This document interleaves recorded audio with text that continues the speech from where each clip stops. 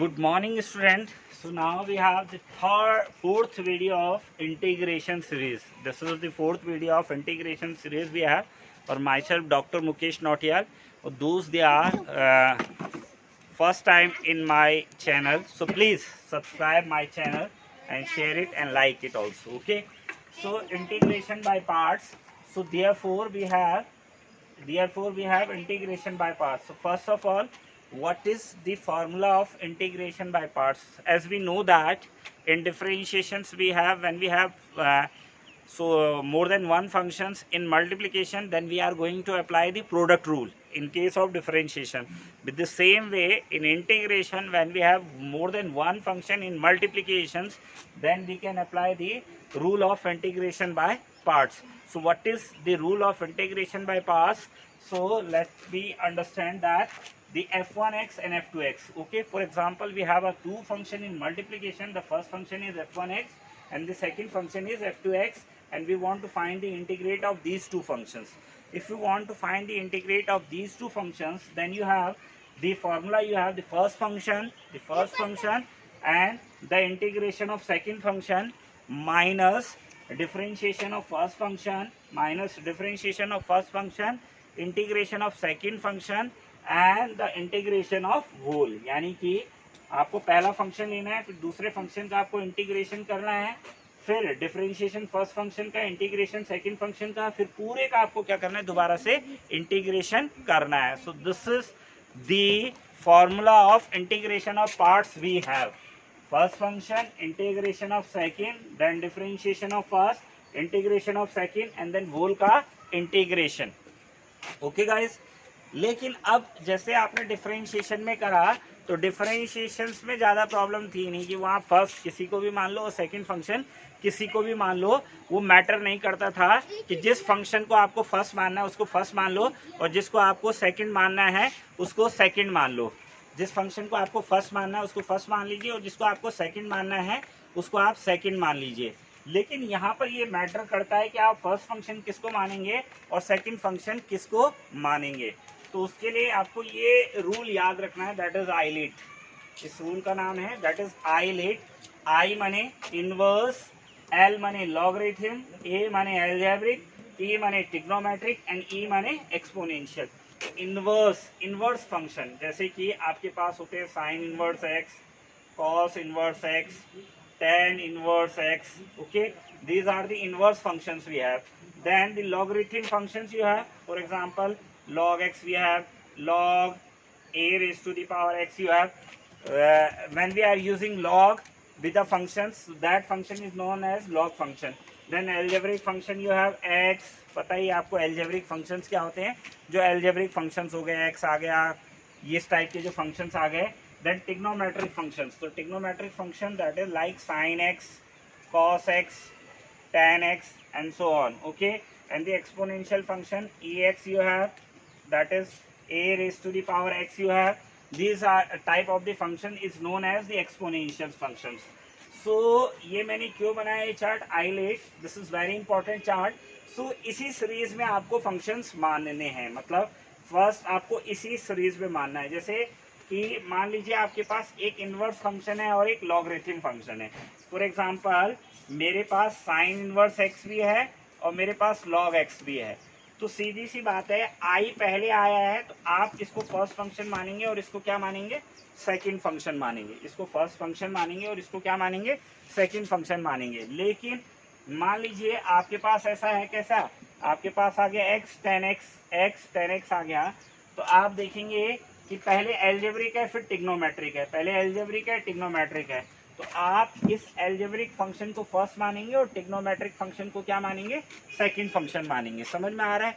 ऐसा क्यों करना पड़ता है, क्योंकि इसमें एक इंपॉर्टेंट रूल बहुत इंपॉर्टेंट हो जाता है, differentiation of first function and integration of second. तो इसलिए मानना पड़ता है क्योंकि एक्चुअली जो डिफरेंशिएशन है वो आप निकाल देते हो फंक्शंस का, बट इंटीग्रेशन निकालने में आपको क्या आता है, हर फंक्शंस के प्रॉब्लम आती है.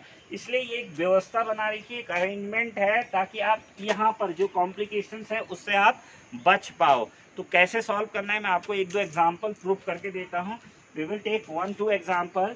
ये आपको आई होप ये चीज़ें आपको समझ में आ गई होगी। फिर ध्यान रखेंगे आईलेट, ILATE, आई माने इनवर्स फंक्शन, एन माने लॉगरिथम फंक्शन, ए माने एल्जेब्रिक फंक्शन, टी माने ट्रिग्नोमेट्रिक फंक्शन एंड ई माने एक्सपोनेंशियल फंक्शंस।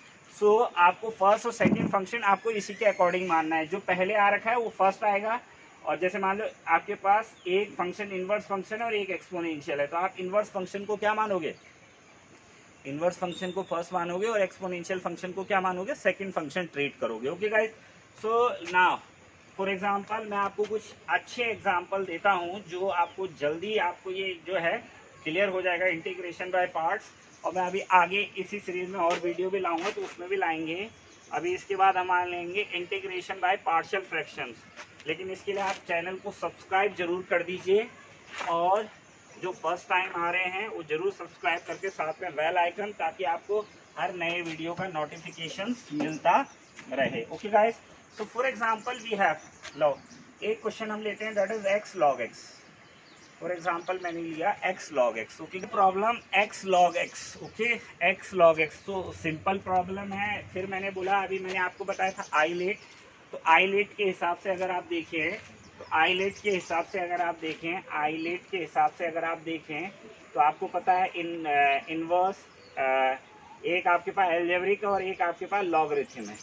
एक आपके पास एल्जेब्रिक फंक्शन है और एक आपके पास लॉगरिथम है। This is the algebraic functions we have and this is the logarithm functions we have. Okay guys, तो लॉगरिथम फंक्शंस और एल्जेब्रिक फंक्शंस में आप देख रहे हैं पहले कौन है, लॉगरिथम फंक्शंस पहले आता है, तो इसका मतलब आपको क्या करना पड़ेगा, this is the first function we have and this is the second function. वैसे भी मैं आपको बता दूं कि जैसे आप इसको ऐसे भी देखें तो log x का इंटीग्रेशन निकालिए आप जरा, तो log x का इंटीग्रेशन निकालना है तो प्रॉब्लम होती है। तो इसलिए हम क्या करते हैं, क्योंकि हमें डिफरेंशिएशन log x का पता है, तो इसलिए हम इसको फर्स्ट फंक्शन मान रहे हैं, क्योंकि फर्स्ट फंक्शन का हमको क्या करना पड़ता है, डिफरेंशिएशन करना पड़ता है, और डिफरेंशिएशन करने के बाद फंक्शन रिजॉल्व हो जाता है, टूट जाता है, तो तब उसका इंटीग्रेशन हो जाएगा।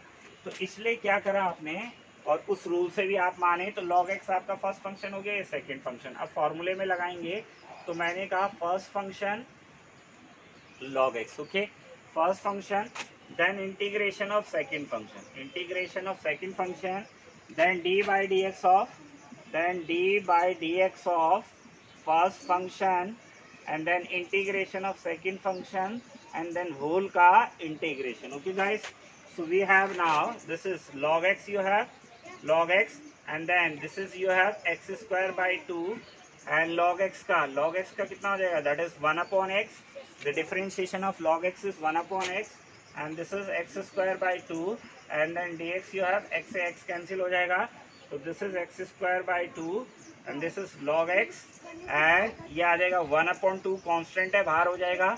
यहाँ आपके पास x बचा है, x का इंटीग्रेशन क्या होता है, x square by 2 plus constant of integration x square by 2 log x, and this is x square by 4 and plus constant of integration. इस कांस्टेंट ऑफ इंटीग्रेशन की कहानी हमने अपने आप को फर्स्ट वीडियो में इंटीग्रेशन के बताई है, जरूर देखिए उसको, क्योंकि this play very important role in case of integration. Now for example one more question, you want to find the integration of tan inverse x. okay guys, if you want to find the integration of tan inverse x, so if you want to find the integration of tan inverse x, then we know that the function you have tan inverse x, and मैंने कहा था integration by parts के लिए दो function चाहिए, तो ये तो सिंगल फंक्शन है, and we know that there is no direct formula of integration of tan inverse x. so how can we calculate the integration of tan inverse x? So to calculate the integration of tan inverse x, then we have, this is what, this is the inverse function we have. Now we are taking 1 with this. अरे 1 तो सबके साथ ही होता है, 1 के साथ multiply कर सकते हैं कि नहीं कर सकते हैं। So now we are going to taking 1 with this, then you have, फिर आपके पास आ गया, नाउ इसको हम फर्स्ट फंक्शन ले लेंगे और इसको हम क्या ले लेंगे, सेकेंड फंक्शन ले लेंगे।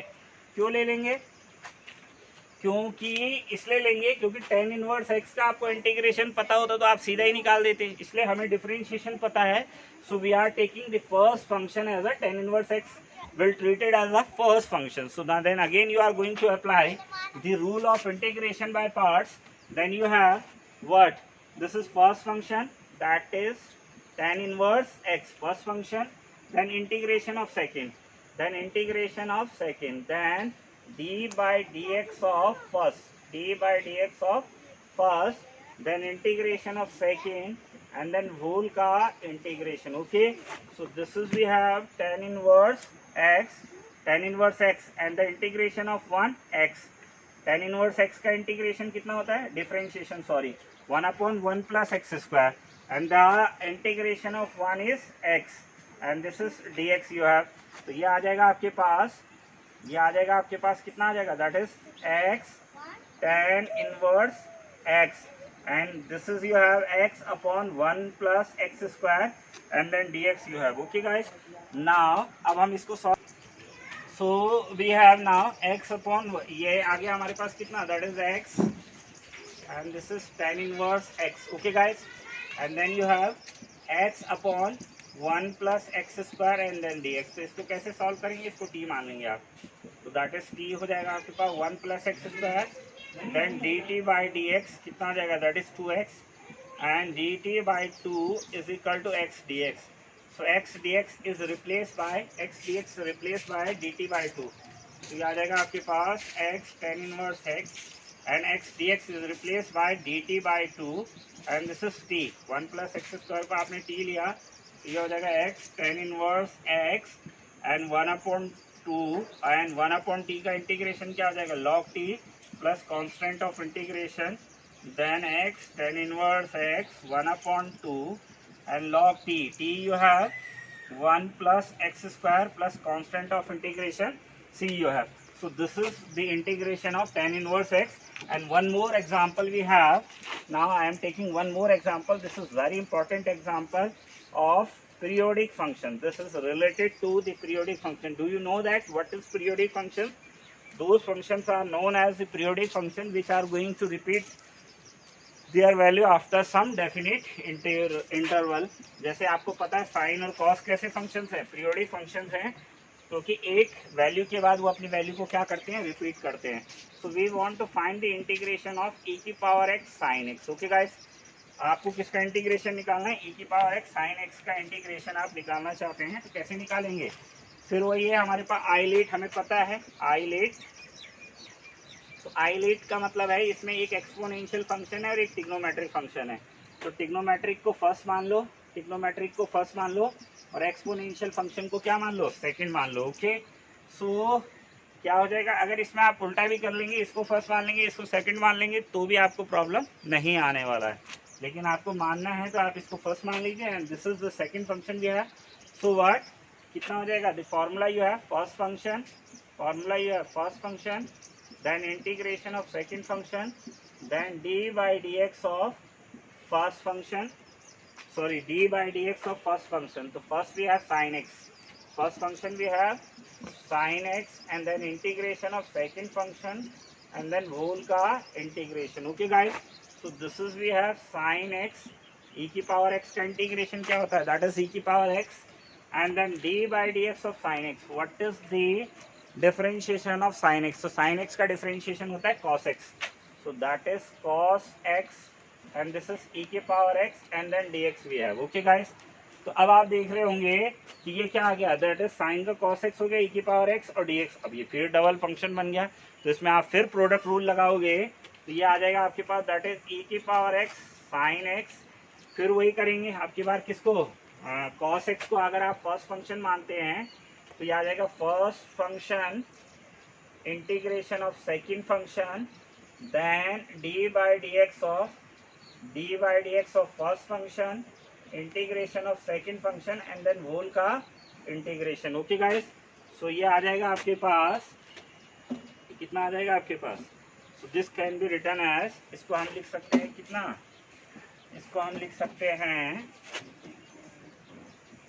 ये आ जाएगा, that is we have now e raised to the power x sin x, e raised to the power x sin x, then minus, and then cos x you have, e की power x का integration कितना हो जाएगा, that is e raised to the power x हो जाएगा, and then d by dx of cos x. cos x का कितना होता है, डिफरेंशिएशन, cos x का होता है माइनस sin x, और e की पावर x का, e की power x and that is dx हो जाएगा। ठीक है गाइस, ये आ जाएगा। So this can be written as e raise to the power x sin x and this is, ये माइनस अंदर जाएगा, पहले इसको अभी ऐसे लिख लो, e की power x and that is cos x, minus minus plus हो जाएगा, that is e raise to the power x sin x and dx, and this can be written as e raised to the power x sin x, and this is you have e raised to the power x cos x and minus ये हो जाएगा e raised to the power x sin x and then dx. So one thing is very important, you are noting that, आप notice कर रहे होंगे कि यार sign का इंटीग्रेशन करा कॉस, कॉस का इंटीग्रेशन करा साइन, तो अगर आप इंटीग्रेशन बाय पार्ट्स लगाते रहोगे तो ये तो कभी इंटीग्रेशन खत्म ही नहीं होगा, क्योंकि अगले इंटीग्रेशन में साइन का क्या आ जाएगा कॉस, फिर अगले वाले में कॉस का क्या आ जाएगा साइन, तो आपका इंटीग्रेशन कभी खत्म नहीं होगा।